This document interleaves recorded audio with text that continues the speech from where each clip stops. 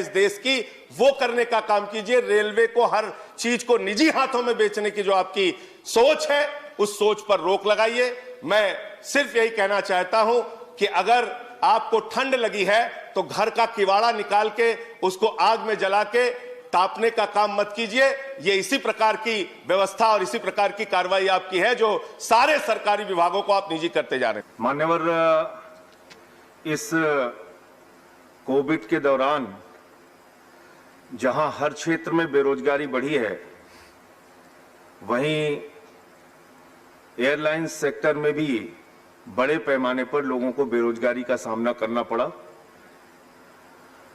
सुरक्षा की दृष्टि से कई महत्वपूर्ण कदम आप इस बिल के माध्यम से उठाने जा रहे हैं और ये भी सपना है सरकार का, मान्यवर, कि हवाई चप्पल पहनने वाले हवाई जहाज में सफर करें। ये अच्छी सोच है सर। भारत का आम आदमी हवाई जहाज से सफर करके एक जगह से दूसरी जगह जाए, ये एक सुनहरा सपना है और इस सुनहरे सपने को सच करने में अपने अपने स्तर पे सफलता कई जगहों पे मिल भी रही है।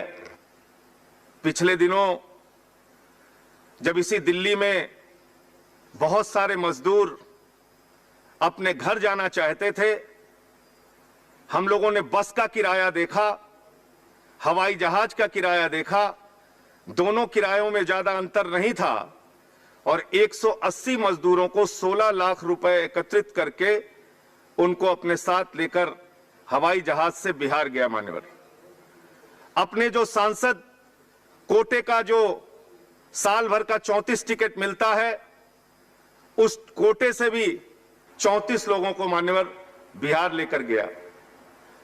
ये अच्छी बात है, ये बहुत सुखद अनुभव देता है और मैं माननीय मंत्री जी के आज के इस बिल के पेश होने पर एक घटना का भी उल्लेख करूंगा। मान्यवर, एक बीमार व्यक्ति छत्तीसगढ़ में एयर एम्बुलेंस के जरिए गुड़गांव के लिए बुक कराता है। 5,30,000 रुपए उसका जमा करा लिया गया।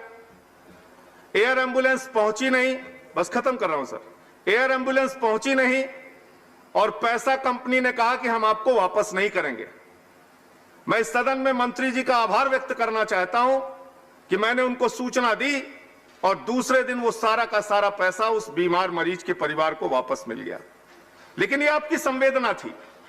अगर हर मामले ऐसे आपकी जानकारी में नहीं आएंगे तो शायद मदद नहीं हो पाएगी। बस एक घटना का उल्लेख करके सर, जेवर एयरपोर्ट और अयोध्या में श्री राम एयरपोर्ट का जिक्र अभी आया। ये दोनों एयरपोर्ट में मान्यवर जो जमीनें किसानों की अधिग्रहित की जा रही हैं, उसका मुआवजा उनको नहीं दिया जा रहा है। मैं माननीय मंत्री जी से अनुरोध करूंगा, अयोध्या के बहुत सारे किसान मिलने आए थे, उनके मुआवजे की उचित व्यवस्था कराइए। मैं आपसे अनुरोध करूंगा, कई बार आपसे विनम्रता पूर्वक अनुरोध कर चुका हूं मंत्री जी, जेट एयरवेज के जो एम्प्लॉइज आज रिक्शा चलाने से लेके, ऑटो चलाने से लेके सब्जी की दुकान लगाने तक पे मजबूर हैं, उनकी भी पीड़ा, उनके भी कष्ट को ध्यान दीजिए। उसमें से कई कर्मचारी आत्महत्या कर चुके हैं। मैं आपसे निवेदन करूंगा कि जेट एयरवेज के एम्प्लॉइज के ऊपर जो एक अपार इस समय मुसीबत आ पड़ी है, उनके ऊपर भी ध्यान जाए। बहुत बहुत धन्यवाद। महंगाई की कोई बात नहीं है क्योंकि इनको उसकी चिंता ही नहीं है। ये नौजवानों के लिए कुछ करना ही नहीं चाहते। आज विद्यार्थी जो पूरे देश में झंडा लेके खड़े हैं, उनको अपने भविष्य का फिक्र है कि हम डिग्री तो ले लेंगे पर नौकरियां कहां से लाएंगे, क्योंकि इस अभिभाषण में उसका कोई जिक्र ही नहीं है। ये अभिभाषण ऐसे लगता है जैसे मुंगरी लाल के सपने दिखाए जा रहे हैं। मुंगरी लाल के 2014 में भी दिखाए थे, अभी भी दिखाए रहे हैं। अभी राणा जी बोल के गए, राणे कि जी कांग्रेस भी मैनिफेस्टो देती थी, हमने करके दिखाया है। आज अगर आप गरीबी की रेखा से नीचे देखें तो लोगों का हुआ है। अरे आज यहाँ बैठे हुए हो, हवाई जहाजों में चलते हो और उनमें चलते हो, किसने दिए, किसने बनाए? आज स्कूल, कॉलेज, यूनिवर्सिटी किसने बनाए? आईआईटी किसने बनाई? एमएमटी किसने बनाई? जिसमें आज आप दिखाई दे रहे हो। क्या किया है 6 साल में?